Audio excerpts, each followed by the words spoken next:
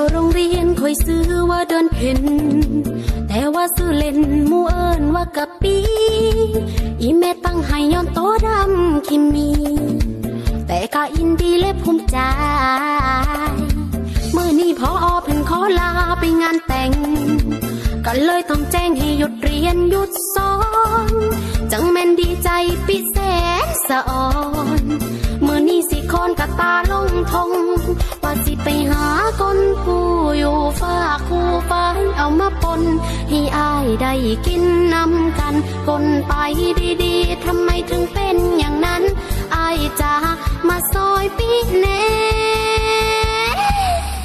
ปูนีบอิปีอิปีอิปีอิปีอิปีเจ็บหลายปูนีบอิปีอิปีอิปีอิปีอิปีเกือบตายมาเอาอิปีอิปีอิปีอิปีอิปีแน่อายสิขาดใจตายย้อนว่าปูนีบปีปูนีบอิปีอิปีอิปีอิปีอิปีเจ็บหลายปูนีบอิปีอิปีอิปีอิปีอิปีเกือบตายมาเอาอิปีอิปีอิปีอิปีอิปีแน่อายสิขาดใจตายย้อนว่าปูนีบปี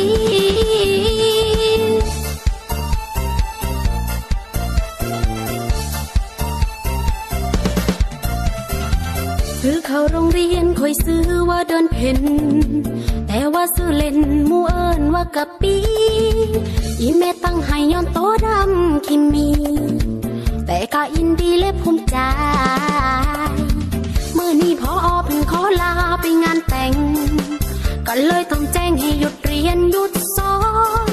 จังแม่นดีใจปิแสนสะอ่อนเมื่อนี้สิคอนกะตาลงทงว่าสิไปหาคนผู้อยู่ฝากคู่ฟ้าเอามาปนให้อายได้กินนำกันคนไปดีๆทำไมถึงเป็นอย่างนั้นอายจะมาซอยปีแน่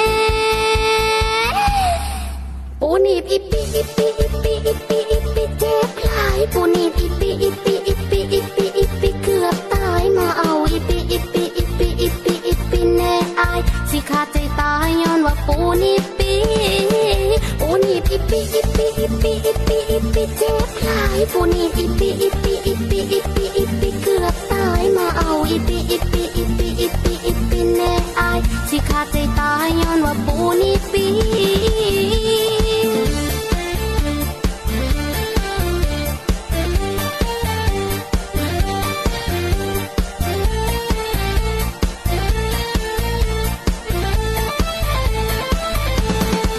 ว่าสิไปหาคนผู้อยู่ฝากคู่ฟ้าเอามาปนให้อายได้กินนำกันคนไปดีๆทำไมถึงเป็นอย่างนั้นอายจะมาซอยปีแน่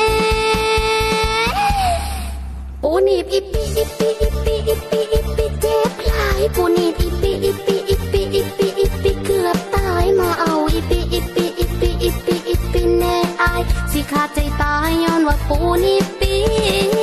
ปูนีบอิปีอิปีอิปีอิปีอิปีเจ็บหลายปูนีบอิปีอิปีอิปีอิปีอิปีเกือบตายมาเอาอิปีอิปีอิปีอิปีอิปีแน่อายสิขาดใจตายย้อนว่าปูนีบ